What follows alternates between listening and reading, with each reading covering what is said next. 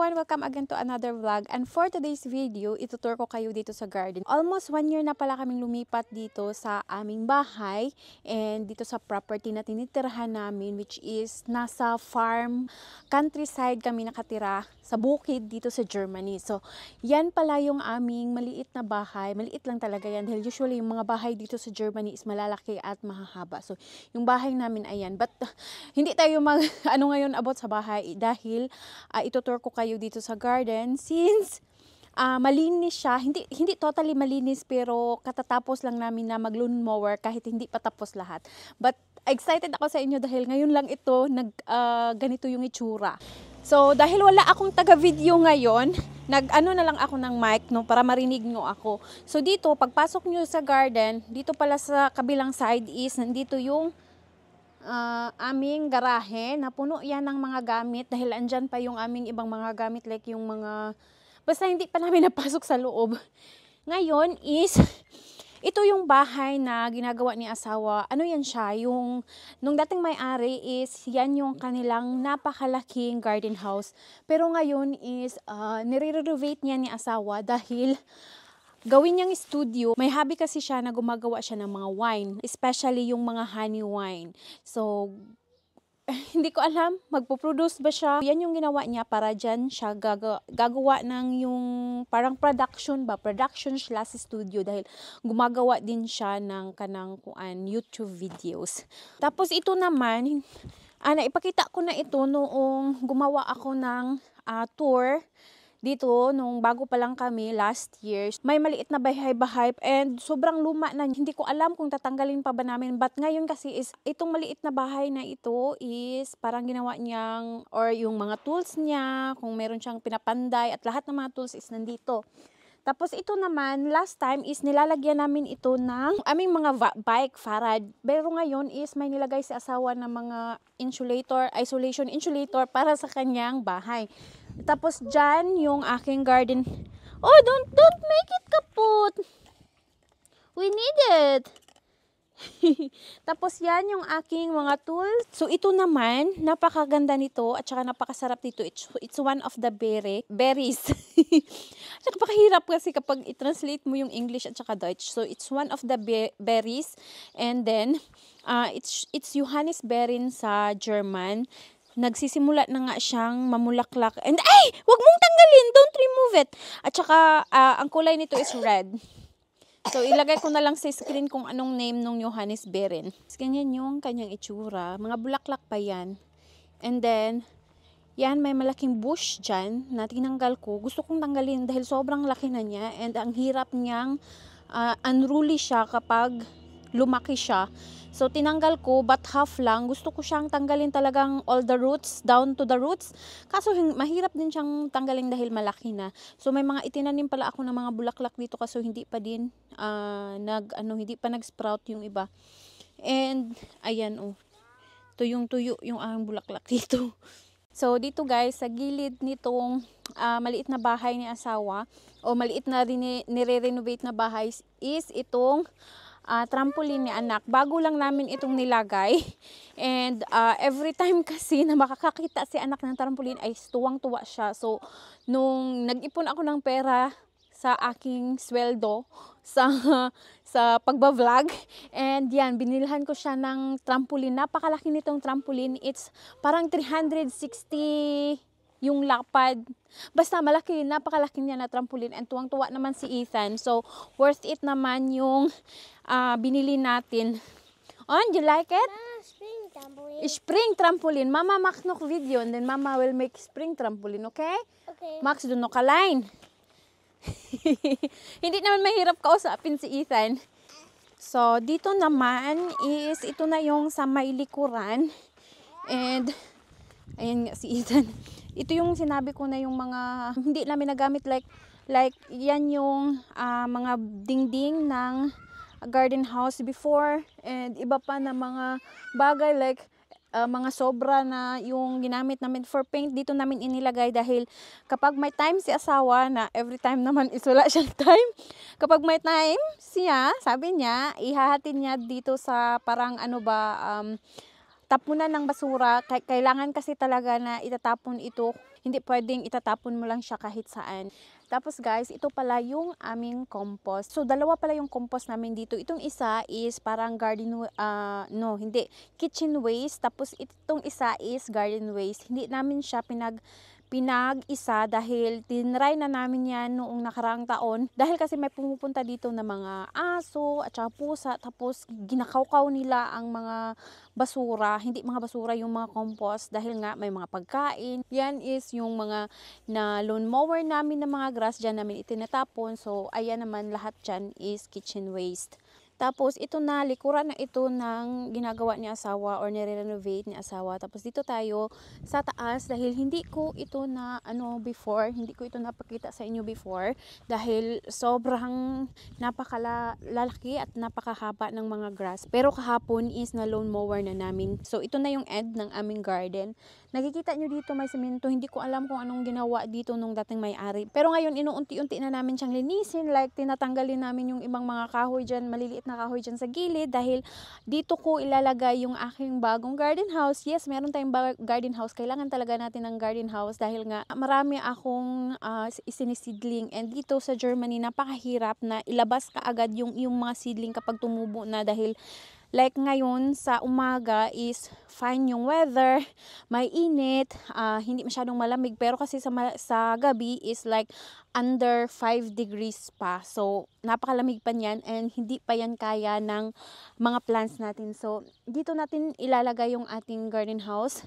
Kaso kailangan pa namin yung buuhin. Come Ethan, Siri! Si Ethan at si Siri pala naglalaro habang busy naman ako. Yan, malapit na tayo. Yan yung aming garden. Tapos dito muna tayo sa mga itinanim namin dito. Yan, dito natin sa taas ilalagay yung ating garden house. Dito sa may eke or sa may gilid, meron ng mga tanim dyan. So, ito siya. May 4 na nakatanim dito. Ito lahat is mga raspberries. May 2 na itinanim namin last autumn, and may 2 din na bago namin itinanim. Kung nakita niyo yung video na bumili tayo ng isang red na raspberry at saka isang yellow.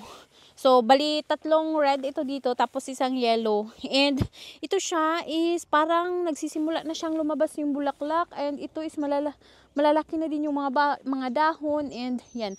Tapos yung may ano na tayo dito, may gate, tapos yung kapitbahay na naman namin yung sa kabila na meron din silang malaking garden. So, ipapakita ko pa sa inyo yung iba pang mga tanim natin dito.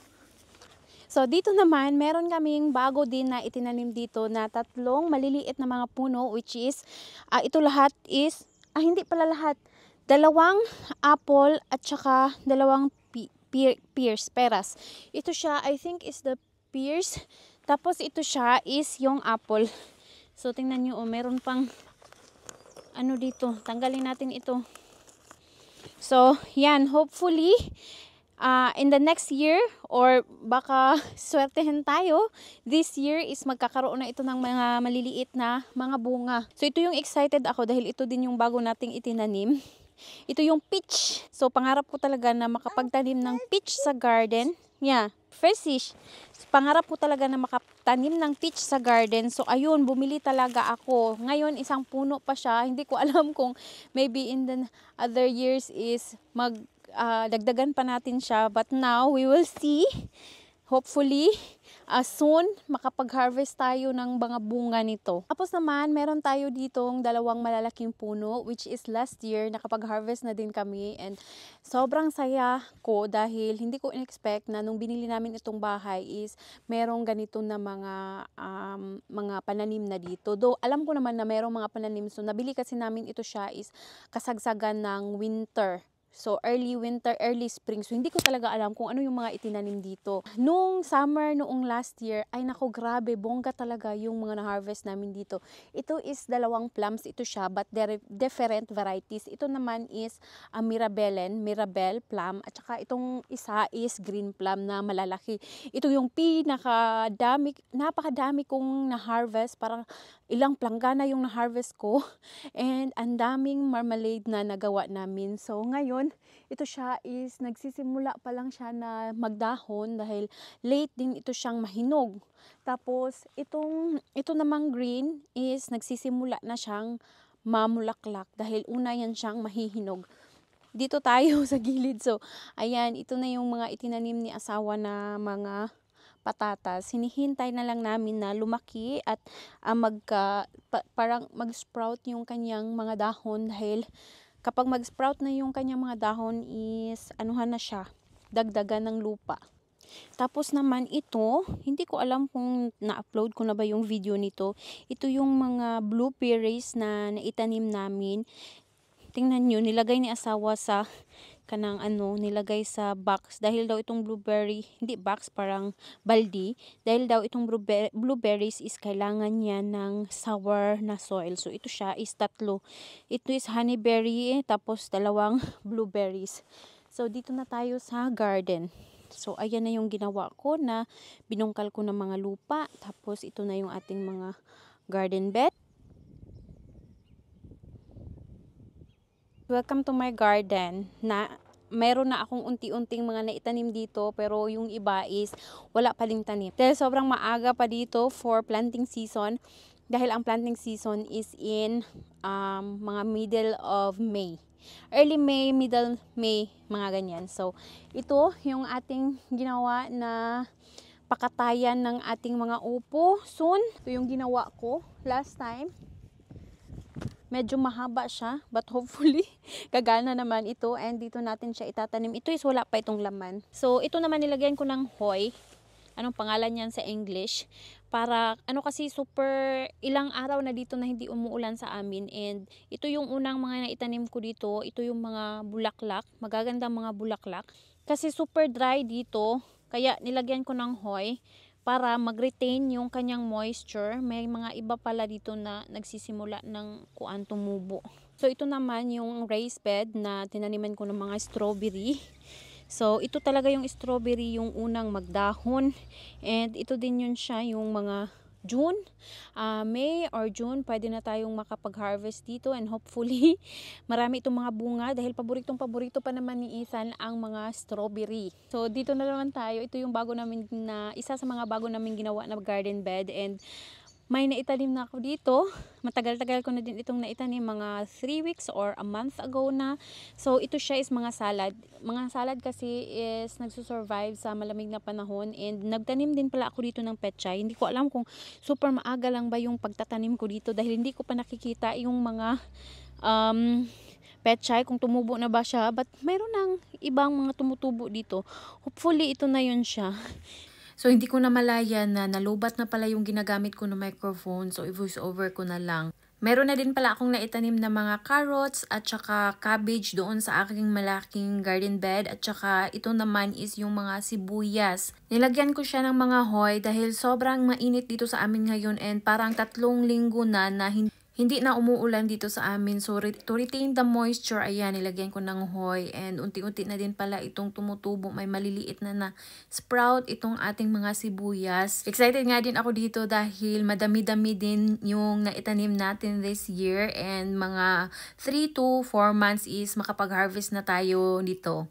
At saka dito naman is, ayan na yung ating mga itinanim na onion. Nilagyan ko din ng hoy to retain the moisture dahil nga sobrang init dito sa amin. Hindi init pero hindi umuulan din. Tapos yan din yung ating taniman ng mga tsuka ebsen or sweet peas. Tapos guys, bago pa tayo matapos, ipapakita ko pala sa inyo itong mga plants pa. Meron pa tayong mga fruit-bearing plants dito sa gilid ng garden. So ito is yung mga apple. Hindi pa yan nagsisimula na mamulaklak.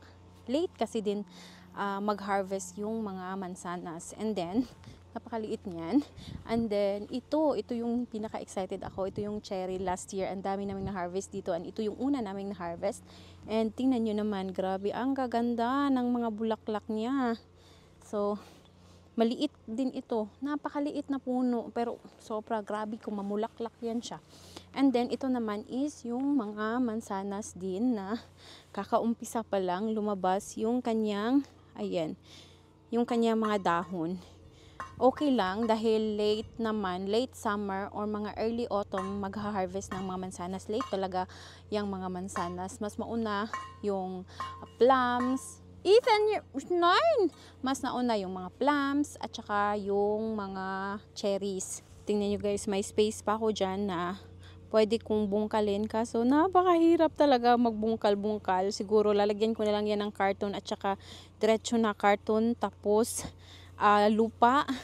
And then lalagyan ko siguro or tataniman ko ng mga bulaklak. Diba? Ang laking space dito.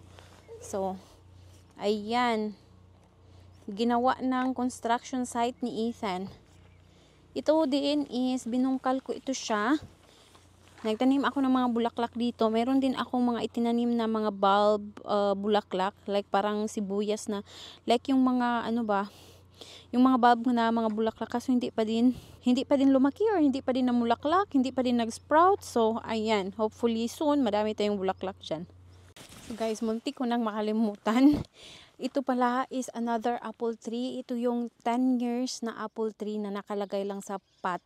But kahit nakalagay siya sa pot is, or kahit nakalagay siya sa paso is, namumulaklak talaga siya at namumunga every year. So ngayon, surely happy na yan siya at nakatanim na sa lupa and sana lumaki din yan siya at saka lumaki din yung mga bunga. Dahil nasa paso lang nga siya, maliliit yung kanyang mga bunga kahit marami pa. Umupo pala ako dito sa maliit na bahay ni asawa dahil sobrang mainit. So yan lang muna for our spring garden tour. Hopefully makapag-garden tour pa din ako kapag marami nang tanim sa ating garden. Anyways, if you like this video, please do thumbs up and share this video. And kapag hindi ka pa nakasubscribe, please subscribe to our channel for more of this video. And mag-comment na din kayo kung ano yung gusto nyong i-comment under this video. And yan lang muna at maraming salamat sa panonood. Vielen Dank und auf Wiedersehen from Germany. Bye!